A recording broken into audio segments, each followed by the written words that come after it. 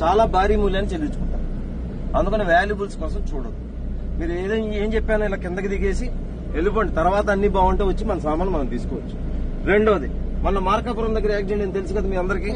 14 మంది ఎగ్జిస్ట్ దగ్గర 3 ఇరుక్కుపోయి ఉన్నారు.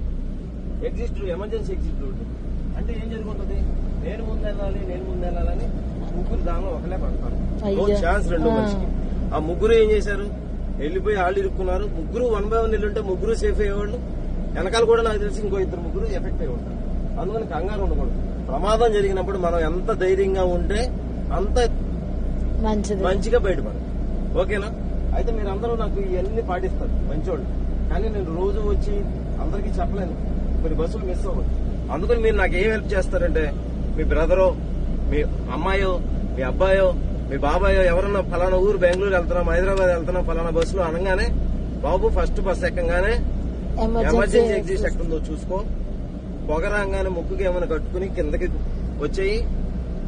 వాల్యుబుల్స్ కోసం టైం ఇచ్చేయద్దు. తొక్కిసలాట తోపులాట లేకుండా ధైర్యంగా బయటపడు అని చెప్పారు. ఇప్పుడు మీ ముందు ట్యాంక్ అండ్ డ్రైవ్ చెక్ చేశాం కదా. డ్రైవర్ గారు పర్ఫెక్ట్, డాక్యుమెంట్స్ పర్ఫెక్ట్, బండి పర్ఫెక్ట్, లగేజ్ అంతా చెక్ చేసాం.